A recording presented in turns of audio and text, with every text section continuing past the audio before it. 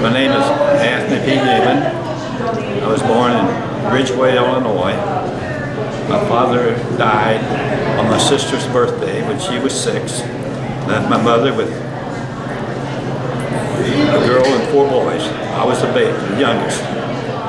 And we were in Ridgeway, Illinois until I turned 7, came to Evansville. And my mother worked at Hoosier Cardinal. All the boys, all 5 of us, graduated from Memorial High School. When we got 18, each one of us, the boys, went to the service. My oldest brother was in about 8 months and he got medical discharge. I had another brother that was in the Armored Division and another brother that was in the Navy. And I was the youngest. They all told me, said, well, you don't want those service. So I enlisted in the Air Force when I was 17. And I wasn't called. That was 1943, December of 1943.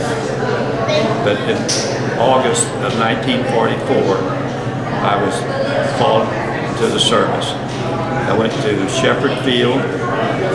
Wichita Falls, Shepherd Field for my basic training.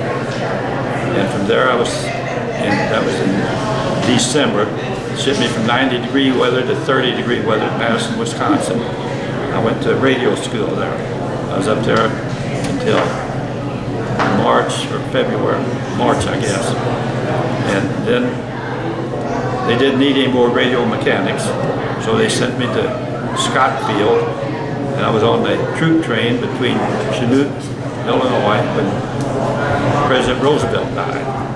So I was at Scott Field for 13 weeks, and from there they shipped me back to Shepherd Field. I thought I was going to be going overseas, but they said they didn't need any of that.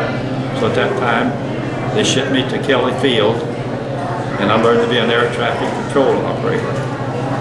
So I was down there until 1945, and they said, well, the war in Germany was over, but they'd shipped me up to Langley Field, Virginia. And from there I was taking the shots to go overseas. At both arms, I had shots in both arms. And I looked down at the paper and said, anyone with 19 months service didn't have to go overseas. So I asked the sergeant, I said, well, when does that begin? He said, he didn't know. He'd find out was active duty or enlisted. So he came back and he said, well, it's the date you were sworn in. Well, I was sworn in December of 43, and he said, well, fall out. So they shipped me back down to Brooksfield. I was at Kelly Field the first time, then I went to Brooksfield. And I stayed there. The war like I said, in the European theater was over. And I had one brother in the Navy and one brother in Europe, overseas. So I thought, well, my mother didn't need any more of us to worry about. So I went back there and I stayed until I was discharged there in 1946. And then to make a little something else on it, when I enlisted, I had to take rabies shots when I was 5 years old, every one for 21 days. So I shot every day. And when I was standing in line for my examination, I was taking a urinalysis test. The guy next to me said, our next one is the blood test. Boom, I passed out right there on the floor. It was 10 degrees outside and all we had on was an overcoat and a pair of shoes. And I woke up, I was on the floor there. But anyway, they took me. But after I got back, came home, I'd worked at Servell. Before I went to the service, when I was 17, I worked on running the turret lathe of Schnocky Manufacturing, making little jets for the gas stove that they used. And then they said, I want to go back to school. They said, you can't do that. They said, you're working on a government project. I said, I'm going back to school. So I went to mechanic arts, and my senior year, I went to school from 8 until 10, and after that I went to work at Servell. First of all on the inspection of breech gun cases for the Navy. Then that contract got finished, so I was an inspector on the platform for the P-47 wings until I got called into the service. I'd go to school from 8 to 10, go to work at 11 to 7:30 at night until I was called into the service. After the service, I came home and I had the chance to go back to Serville, which I didn't know at that time. So I messed around for about a year, and finally, about a month before I'd been overdue, I went back out there. I said, yeah. So I went back into being a welder. And at that time, when I was in San Antonio, I took 25 hours of dancing at Martha Murray. You want to show us some of your dance moves? So they opened up the studio here for Arthur Murray dance lessons. So I went down and applied to be a teacher because I really loved it. I wouldn't dance before because when I went to school, the girls went on one side and the boys on the other in the memorial. And I went to one dance. I said, that's enough for me. But, anyway, I taught down there part-time, and I met this young lady that she was my student. And after she got to take her lessons, she went to become a teacher. So we went together for about 3 years. We got married. We were married for 63 years. And she passed last December. But that's about all I got. Since then, but she had 2 strokes. She had her first one in 2008, which affected her comprehension. She couldn't remember to do anything.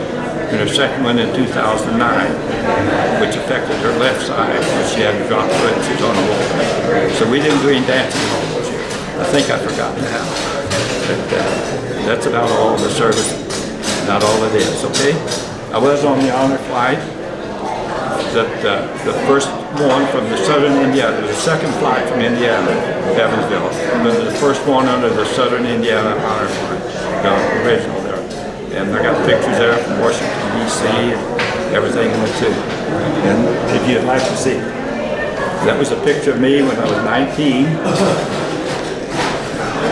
Okay. And this is a picture when I was an air traffic control car operator at Kelly Field. All right. And this one was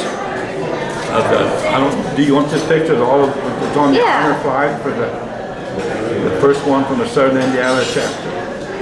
These are the veterans. It was supposed to be 70, but there was 68 because 2 of them couldn't make it. And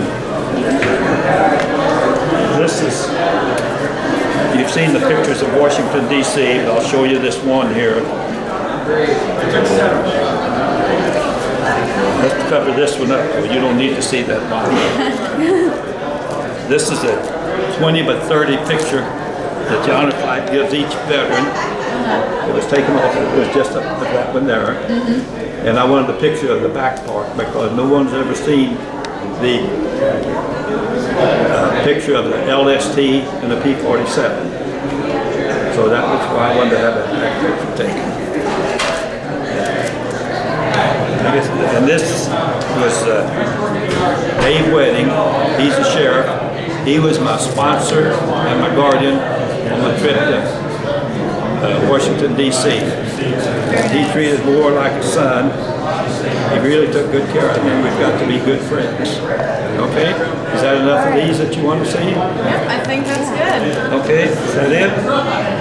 Yeah, I don't have any questions. That was perfect. Yeah, that was awesome. You did a good job. Do you have any other questions? I don't. I think we're Okay, good. well, shut her off.